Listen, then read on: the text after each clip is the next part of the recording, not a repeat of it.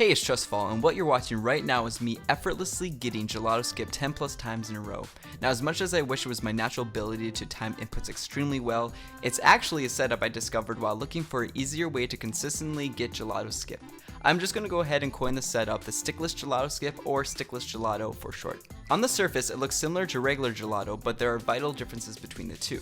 So in this video, I will be going over the differences between the two and how to perform Stickless Gelato. If you're new to Sunshine or want to increase your success rate to near 100%, I would recommend giving this easy method a shot. Oh, and if you're doubting of how consistent this strategy really is, I actually had a buddy of mine come over, never played Sunshine in his entire life, and he actually got the second try, so that was exciting. 10. I like it. And that's first recording. I know I have no proof of first recording, but that was the first recording too. Alright. Okay, so first the differences. In normal Gelato Skip, you have to use the coconut to push Mario into the hut, to clip him where you can perform the hover to reach the center of the hut. Although the skip works great, it's very inconsistent for a lot of players for two reasons. One, there's no visual cue to go by, you just have to feel the timing. And two, you have to control your hover speed while you're clipped inside the hut. That's one more input you have to time and one more input you can mess up. On top of that, the amount you actually pull back depends on your starting point and how late or early you hover, so everyone does a little bit different. Okay, so now with Stickless Gelato, we will avoid these two problems. In the next part, I will show you an easy visual cue for your hover timing that's hard to miss. And on top of this timing will also let you hover inside perfectly without touching the control stick. Okay, so we have three setups to get through. So the first step is 1, line up Mario. If you don't know how to do Gelato Skip already, I recommend looking up a tutorial to get you to the spot. The setup is the same as regular Gelato until you get on top of the hut. There are 3 things to keep in mind for this step. 1, make sure the camera is zoomed all the way in. 2, make sure it's lined up with the ledge grab. And 3, make sure Mario's back shadow is gracing the 3rd line of the hut. If Mario is standing where he is in the picture, you should be good to go.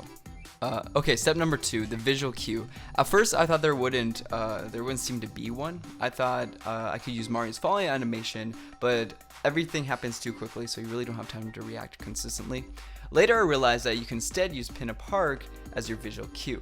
As you hold up on the control stick and the coconut pushes Mario down, Pin and Park moves down the screen. When Pin and Park is parallel to the tip of the hut, that's your indication to start hovering.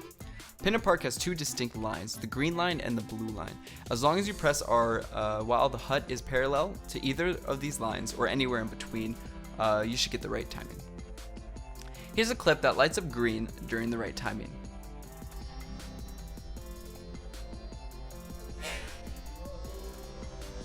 Now again at normal speed.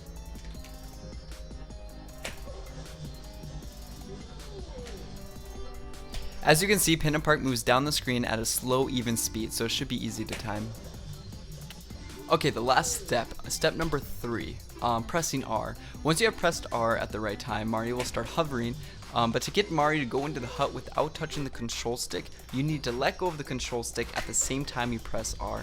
This seems simple, but this is usually the mistake people make when trying to learn the Stickless Gelato.